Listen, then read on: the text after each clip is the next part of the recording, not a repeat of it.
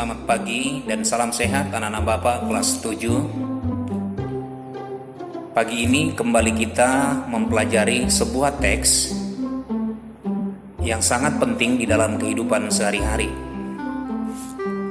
Mari kita lihat contoh seperti ketika kamu diajak oleh orang tuamu ke bank, ke ATM untuk mengambil uang. Ada serangkaian langkah atau tahapan yang harus kamu ikuti untuk mencapai tujuan tersebut. Dan bukan itu saja, banyak hal lain dalam kehidupan sehari-hari, bahkan dalam kehidupan di rumah tangga, yang boleh kamu amati satu persatu membutuhkan serangkaian prosedur. Nah, untuk mencapai tujuan yang baik, tahapan demi tahapan atau langkah demi langkah harus kita ikuti. Untuk itulah saat ini kita akan memasuki pembelajaran yang baru dengan judul teks prosedur. Anak-anak Bapak yang Bapak banggakan, sekarang timbul pertanyaan di benak kita. Apakah sebenarnya teks prosedur itu? Teks prosedur adalah teks yang berisi langkah-langkah yang harus ditempuh untuk mencapai tujuan yang diinginkan, dan terdapat penjelasan atau keterangan dalam langkah tersebut. Adapun tujuan teks prosedur adalah menjelaskan kegiatan yang harus dilakukan agar pembaca atau pemirsa dapat secara tepat dan akurat mengikuti sebuah proses membuat sesuatu, melakukan sesuatu pekerjaan, atau menggunakan suatu alat. Anak-anak sekalian, teks prosedur dapat dibedakan berdasarkan tujuannya. Pertama, teks prosedur untuk menggunakan atau memainkan suatu alat. Kedua, teks prosedur untuk membuat sesuatu, tentunya dilengkapi dengan alat, bahan, cara, dan langkah-langkah. Yang ketiga, teks prosedur untuk memandu cara melakukan suatu kegiatan. Misalnya, ketika kamu ingin belajar menari atau cara melakukan senam.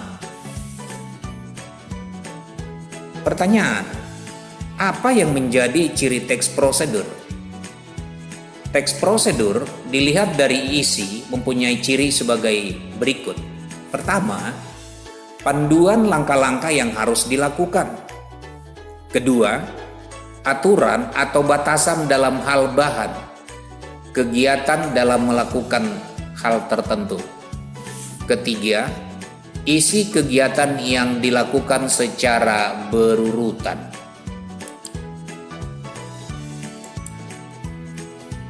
Sama seperti teks yang lain, teks prosedur juga mempunyai ciri bahasa yang digunakan.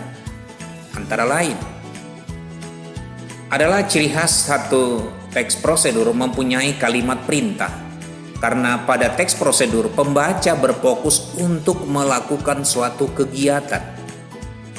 Yang kedua, selain menggunakan kalimat perintah, juga diberikan saran dan larangan agar diperoleh hasil maksimal pada waktu menggunakan atau membuat sesuatu.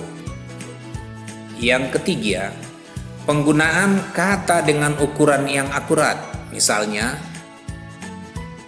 5 gram gula pasir, setengah sendok tepung, dan seterusnya. Keempat, menggunakan kelompok kalimat dengan batasan yang jelas. Contoh, rebus hingga menjadi bubur, atau cuci bersih kemudian tiriskan. Teks prosedur juga mempunyai struktur seperti teks yang lain. Dilihat dari strukturnya, teks prosedur bisa dibedakan antara lain. 1. Tujuan. Apa tujuan yang hendak dicapai? Untuk membuat apa? apa yang hendak dilakukan. Yang kedua, yaitu bahan dan alat. Tentu ketika kita membuat sesuatu harus dilengkapi dengan bahannya serta alat yang dibutuhkan. Ketiga, langkah atau tahapan atau prosedur yang harus kita jalankan. Dan yang terakhir, yang keempat, kesimpulan atau penutup. Nah, anak-anak Bapak yang Bapak banggakan, banyak hal dalam kehidupan sehari-hari yang boleh kamu praktekkan langsung dalam kehidupan di rumah tangga atau di rumahmu, yang melakukan sesuatu kegiatan yang membutuhkan prosedur.